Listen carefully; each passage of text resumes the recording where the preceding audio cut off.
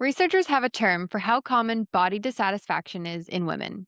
They call it normative discontent. Studies find women across every weight category report dissatisfaction with their bodies, including underweight women who still identify their ideal body as thinner. So, if losing weight was supposed to fix how you feel about yourself, why doesn't the research support that? Nobody tells you this when you're grinding through a deficit, trying to achieve a number on the scale. The feeling of satisfaction doesn't live in your body, it lives in your head. And today we're talking about what you actually do when those bad body image days come up because they will.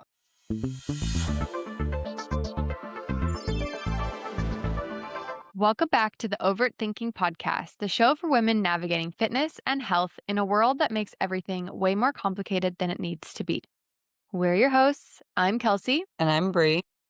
And if you're here, chances are you're tired of overthinking every fitness trend that demands us to shrink and has us feeling like we're failing at a system that never wanted to see us win. This podcast is your safe space for honest conversations and evidence based guidance so you can stop spiraling and finally live the healthy, full life you know you deserve.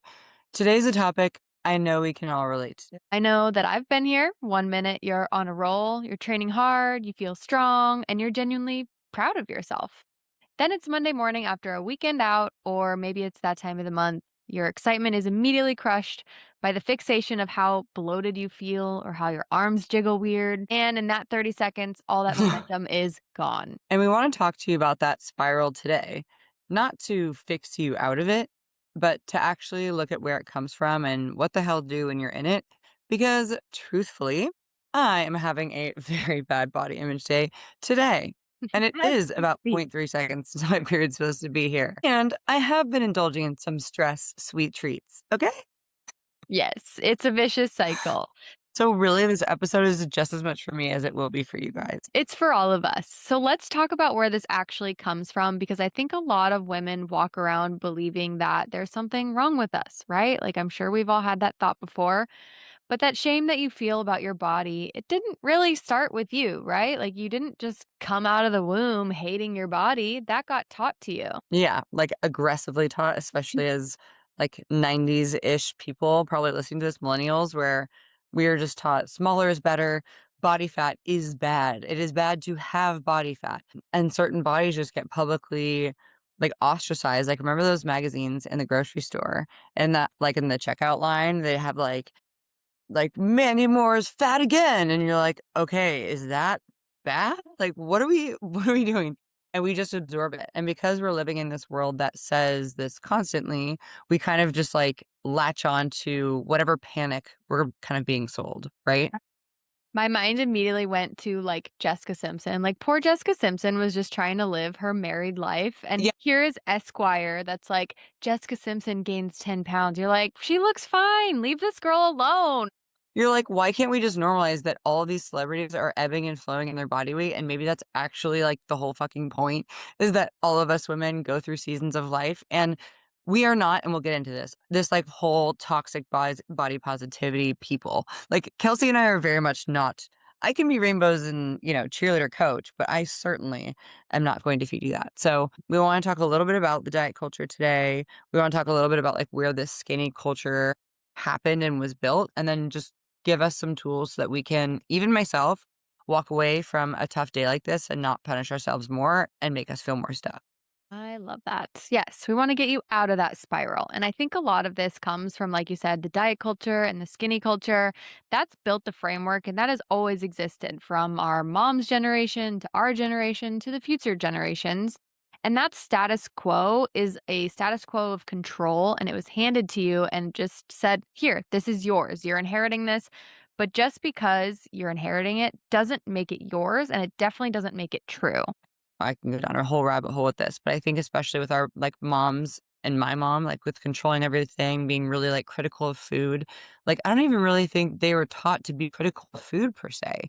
It was just this oh my gosh, it's bad if you're fat. It's wrong by societal standards if, an inch of skin is hanging over your pants because it was just shown to be ugly, right? And, like, all the Abercrombie, like, boy models that stood outside the store were like, "Take pictures with me because I have a six-pack." It's like, now this six-pack is glamorized, but really this dude's starving, and so it's really confusing. It's been confusing since day one. So it's like, no wonder us women, especially us millennials, are like, "Wait, what is the actual truth? Yeah. Can someone just tell me what actually moves the needle?" Yeah, and your nervous system Mhm. registers all that and is this it's this learned trait like your body is something to be fixed or how your imperfections are wrong. And so you're just entering into that fix mode. And so you ultimately train harder, eat less, cancel plans because you're worried about eating too much. And then you punish yourself back into compliance.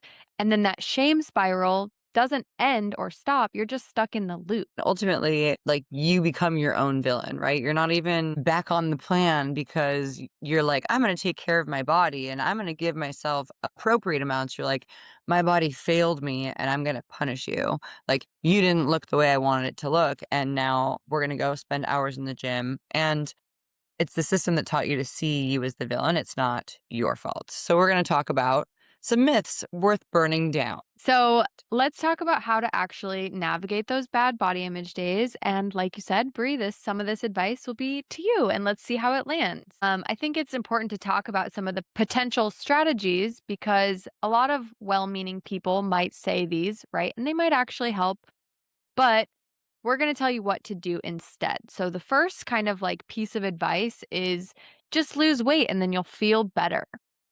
Why is this wrong, Brie? Look, I'm not just gonna stand here and say that weight loss doesn't make us feel better. I mean, we've seen it in everything going on with everyone's bodies changing. Some people have never felt comfortable in a bathing suit before, and, like, want everyone to feel comfortable in a bathing suit. And for some people, this will last for a little bit, but then the research actually tells us that body image, of course, lives in your thoughts and your beliefs and what you feel about your body and you think about your body and your fear. And a lot of that maybe was or was not passed down to you, but either way, it does not live on the scale. These are two different things. Yeah. And we literally opened this episode with the research, right? We said body dissatisfaction is so common across every weight category, and research, so much so that researchers call it normative discontent. So, meaning normal weight women, underweight women, we're all dissatisfied to some degree. So, that number isn't just a variable. It's like the arrival fallacy that we talked about in previous episodes, where you think that you're gonna be happier once you lose the weight, but then you lose a little bit of you get to your, like, goal weight, and it's this big celebration, we're so excited, it's like a wedding, right? Done in a day. The next day, you gotta up and do the same calorie deficit, or you're like, I don't know. I don't really wanna do the calorie deficit anymore, like, what do I do next? And so you never really feel quite at peace with your body, right? Even if you're like, "Oh, I've arrived." And I'll say this from experience of, like, getting to my dream body, and it was like, "Nice, I've arrived." And then I was like, Yep. "Well, fuck, now I gotta keep it." Right. And that's something people really don't talk about a lot is, this fear of the rebound, and especially if you're someone who has yo-yo dieted or had a, let's call it ebb and flow relationship to food in your body, like, you feel like an absolute failure. So, I don't know, you just, like, pick a new number to chase, right? Like, "Oh, I don't wanna lose," or, like, "I don't wanna fall back, I don't wanna fall back," and then every, like, one bite of chocolate, like, "Is that gonna be the one that puts me over? Is that gonna be the one?" And then, again, we've talked about this too, the more stressed you are during a meal, the worse you digest it. So then it becomes, again, a never-ending cycle.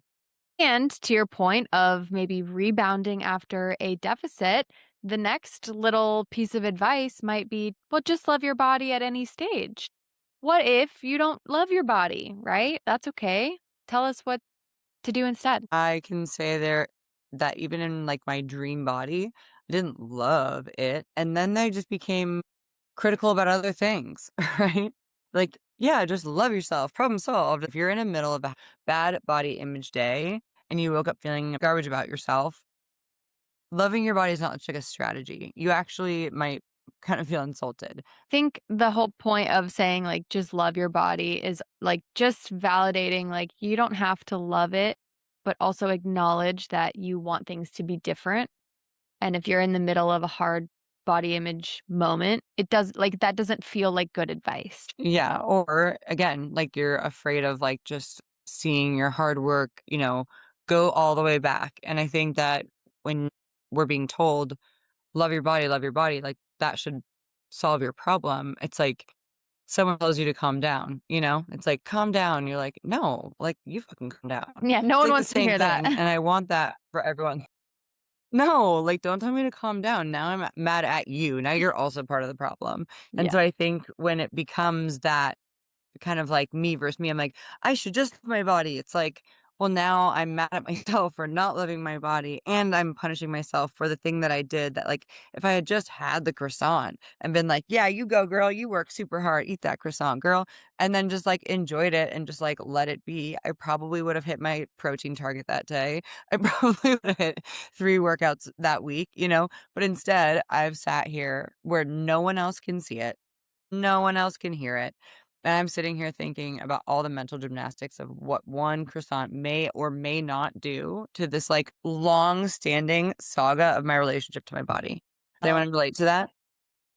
Yeah, so not only do you not love yourself, now you're feeling shame for the feelings that you feel because someone saying that your feelings are wrong. It's almost like that toxic positivity adds a layer that makes you feel like twice as bad, right? And I think Yeah. I And then think it's you like, don't have to love something in order to respect it, right? So if we think about love is like consistent, right?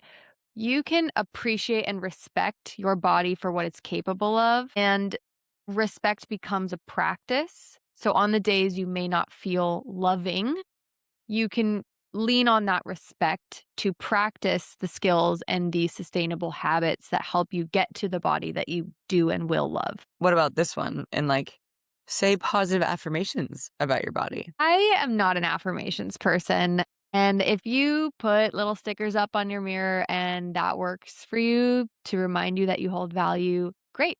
Go on. Keep doing it. I love that. I've never been like I love my body. My body's beautiful. And if you don't genuinely believe that, a little sticker is not going to help you feel that, right? You're also very much not that type of person just at baseline. So I certainly can't imagine doing that with something that's very, very hard to do. Yeah. Can you imagine? But I think that's a big thing, like, for some people, having, like, a mantra or, like, something to lock on to, which, like it's basically just finding your true north, right? It's, like, finding what is stable and, like, what feels like a super tornado chaos, cyclone. And so I think saying, like, "I love my body is beautiful," like, if I can just, anchor in, like, "Okay, these are the things that my regulated self believes, and I'm just saying them when I'm freaking out right now," I do think that's a positive practice. I think it is important to have things that help you regulate your brain, switch your mindset. However, that's not what we're saying here. This is like the toxic body positivity of like, you should, like love yourself. And they made all this like toxic body positivity stuff on magazines. And I think that it just creates more dissonance than really comfort. It's like, just love yourself. It's like, no, let's talk about why you don't love yourself or Yeah. what the roadblock is or who's saying that, who said that to you that still rings true in your brain. Yeah, I love that dissonance. That's a great concept. And I think a lot of people should get comfortable with that dissonance. And with that, I think for me, like a neutral approach might work better. Something that's not positive, it's just objective. Like that's how my brain kind of works. So that could sound something like, this is my body. I don't have to like it today or this season, but I can still take care of it and do the things that I know that I need to do to show up for it and give it respect. Because not taking care of it is not getting me closer to the body that I feel good in. So, what are the small actions that I can do to move that needle even slightly forward? It's kind of interesting because the way that you are saying that you would like comfort that freak out voice in your brain, like is it true? Like if you were having a freak out body day, is that how you would want to be comforted? I think so. Like neutrality, like this is what you can do. We're going to get on our meal prep the next day. Wham, bam, bam. Like I very think so. systematic. I like to think so. Yeah. Yeah, I think I am too. But I also think this is like a good kind of metaphor for like life and relationships where if I'm in a fight with one or if I'm in a fight, yeah, if you're in a fight with your partner, like what's going to be the thing that I can do to reassure you? Is it me being like, it's all right. This is what we're going to do. This is the next step. Or do you want me to sit with you and be like, "Oh, you're right. It sucks. Let's just make this way harder on ourselves." I think like we don't realize that the voice inside of our head is a mirror and we need to look at how we like to be essentially comforted, and that is what we bring to these conversations. That is what we bring to these hard days. It's just how would you comfort somebody else? How do you like to be comforted? Yeah, And then maybe mantras works, but for the most part, like if you're a more systematic thinker, maybe a more neutral approach works. If you're a more like emotional type person, maybe actually talking it through with someone or being more vocal is your approach. Both right. things feel kind of hard, but they're like your type of hard, you know? And sometimes you have to parent yourself. I don't know if you've ever done like inner child work, but that shit is rough. So maybe it's reframing it like, okay, all of these thoughts you're having about your body, I want you to say those things to 10-year-old you. Or what would 10-year-old you say to the adult version of you now? It could go either way, right? Oh my god. That would just, like, literally gave me a flashback of, like, my little ten-year-old self, and she was, like, so cute. Can we Oh, talk about, like, our little ten-year-old self for a moment? Because I feel like this is really important, and I think this is where a lot of, like, stuff comes from, because I specifically remember being so obsessed with the Spice Girls. Like, I yeah. had a Spice Girls birthday party and yes, and I was Were you so Sporty pumped Spice? about this party because my mom had gotten this is where the story unfolds, Kelsey. I'll get to the point. I won't make a long story long, but I was so excited about this birthday party and I just really loved them. And I had like 4 Spice Girls t-shirts. I couldn't decide which one I wanted to wear. I coveted them. But the one I wanted to wear was like a little bit of a crop top. And so my little boobies were coming in and I was getting a little chubby and I was already like 5'6" at like 10 years old. So it was just Wow. like I was big. I was just big girl and brunette, and I wanted to be Baby Spice. And so this is actually kind of where a lot of my body image issues stemmed from was that I was not blonde Baby Spice and I was not skinny Barbie. And so that was a really hard pill to swallow. And so I think about the kind of like movie characters that I would aspire to now, like at that age. And I think about like how like I would really look up to me. Like I thought the Spice Girls were fun and then I thought it was cool. And maybe that's what we needed to do is reflect on that every so often. Kelsey, Which what would be yours? which Spice Girls do you think I was or I wanted to be? Ginger. Of course. I almost thought it was like too obvious to be right. No, I loved Ginger Spice. I thought she was so fiery and bossy, and I loved it. And look at you now. Look at me now, just living my dreams. And we digress. This leads us to our last little tip myth, which is confidence comes from loving how you look. This couldn't be farther from the truth. Yeah, and this one is a little embedded. There's layers here. Like the idea that you have to feel good about your body before you can feel confident in it. Like I feel my most confident when the biggest shitstorms are happening. Like when you know, a big mess happens and I clean it up and I rely on myself, like that's confidence. Same thing with a workout. I really didn't think I was going to get through that workout and I did. It's not like loving how I look that day. It's actually loving how, like, I felt and, like, the effort it took to arrive at the result. So or at least arrive at that one step in the milestone. So, I think that if you're someone you know, we said this is, like, my main favorite quote ever, but if you are lacking motivation, it's not about waiting for the perfect time or, you know, the perfect day. It's actually doing it on that day, but not to punish you because motivation comes from action. So you have to take the one step. And even if it isn't your best, most proud step, you have to take one and then you'll gain the motivation, the traction. And ultimately, the confidence is built because of all those actions, not from the appearance itself. So the reframe. So, we've talked a little bit about where that shame comes from. We've burned down some myths. Now, we want to give you something to actually work with on a hard day. And it starts with a question that most of us are never taught to ask. Not, how does my body look? We want you to ask, what does my body do? What am I capable of? What have I achieved lately? Yeah, the appearance to function shift. And it sounds so simple, but it's genuinely creating a relationship with your body that's different than what the diet culture wants you to have. And taking a more approach or like a more metrics based approach is kind of your armor for the days that you do feel bloated or, you know, you're just coming back from travel. You know, you can look at your results, look at your metrics, and make a plan of action. And I think there is something to be said for the shift in your mind about intent. When you walk into the gym with a job to do, same thing when you're like, okay, today's the chores day, and you walk in with a job to do, you got your to do list. The first time you cross something off, the snowball effect's going to happen. And then a bigger snowball happens because, like progressive overload, if you give yourself a stimulus to basically do something a little bit harder the next week. When you walk into the gym knowing that you're going to do that, you basically are gamifying the results and you're creating a positive relationship to yourself and your body and what your body can do. So I think this just shifts the mindset from I'm punishing my body to this is actually something that is going to make me not only stronger today, but stronger tomorrow.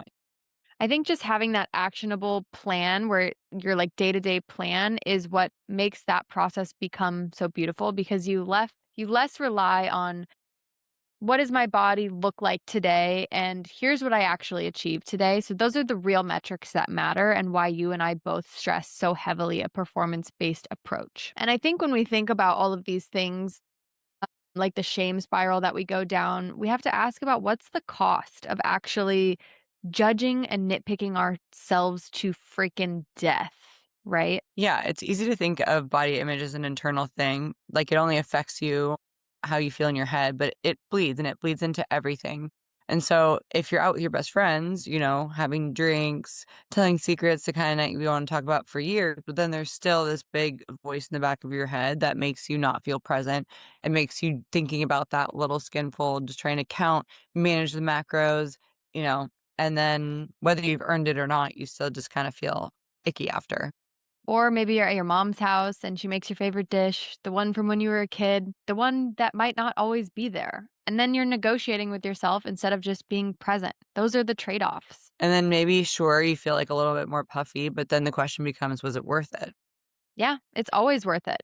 I think so. And the fact that we have to convince ourselves that we have to trade those things that we love in order to sacrifice a smaller body, that's the cost that I'm not really willing to pay. Are you? I mean, certainly, I want to be able to have my sweet treat every day and not feel stressed out and spiraled out about it. Sometimes. I'm just going to close this out. Remember, we are not toxic body positivity. You don't have to love your body.